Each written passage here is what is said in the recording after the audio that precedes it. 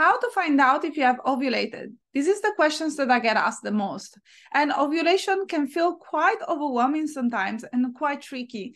And I do understand the frustration, especially if you're looking to get your first period, second period, or if you're looking to get pregnant as soon as possible. I'm going to share 5 tips to really understand if you have ovulated or not, or really to find out what your body is asking from you on what it's telling you already. But before I go ahead and do so, just make sure that you like this video and you smash the subscribe button, so you're going to keep receiving wonderful videos that can really help you to support your fertility and boost your hormones. And make sure that you stay until the end, because all the 5 tips that I'm going to share today are super important for you to know for now, and also for the future.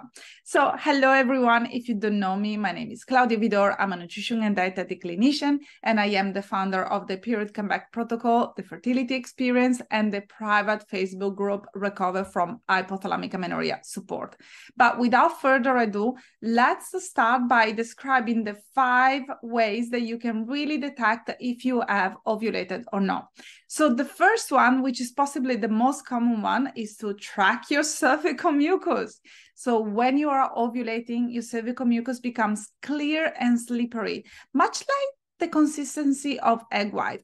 So some of you may have seen a cervical mucus throughout the period, or maybe they've seen cervical mucus for the past month without getting a period or without getting a proper ovulation.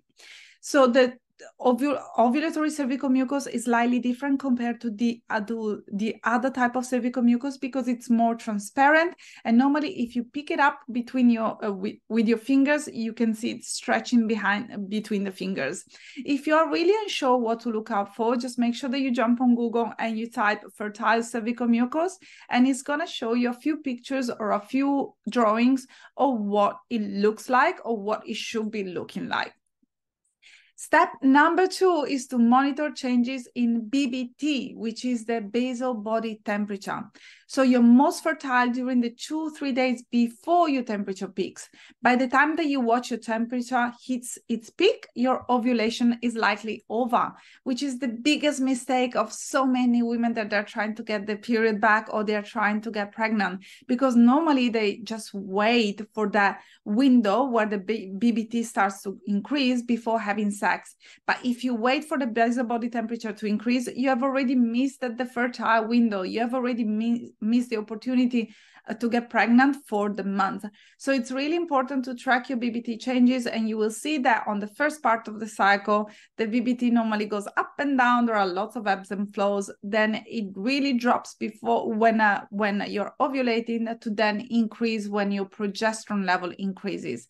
The best way to track your basal body temperature is to do it every single morning before you go to the bathroom, before you get up, before you brush your teeth, before you drink a glass of water, before you do anything else. And if you notice a change of 0.5 or 1 degree Fahrenheit, just make sure to write it down, because those are incredible informations that can tell you what your body is really doing. Step number 3, you can use LH strips.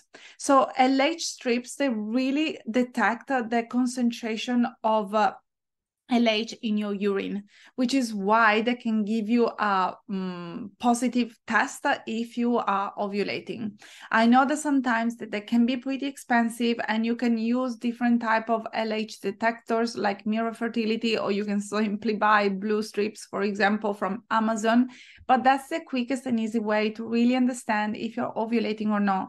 So if you can combine the 2 things together, so the LH strips plus you watch out for your cervical mucus, you won't need to use the LH strips for the duration of the cycle, but you may need to use them only for 4 to 5 days every single month. Also, something else that you can do in combination with your cervical mucus and the LH strips, you can also detect changes in your cervix. If you don't know what to watch out for, that's not the best way for you to really find out if you're ovulating or not. But if you are very familiar with checking your cervix, you may notice that it gets really soft and it drops a little bit during ovulation, because it's creating the environment for the sperm, and it's welcoming the sperm into the body, which is such a magical way for our body to tell us that, yes, they're ready to get pregnant. Step number 4 is to monitor your sex drive. So you may notice that sometimes your sex drive increases just before ovulation, which is also another beautiful sign of your body to say, hey, I'm ready, give me some. And then last but not least, change in breast tenderness, change in abdominal pain, lower back pain, all these symptoms that can be felt in conjunction with ovulation or just right after ovulation. Obviously, if you really want to, you can also do your blood test, and you will notice that your LH increases when you are ovulating. Normally, the fertile window is somewhere between 4 to 6 days long, and your fertile days, your peak fertility normally lasts for only 24 hours. So just make sure that you combine all these informations together if you really want to get it right.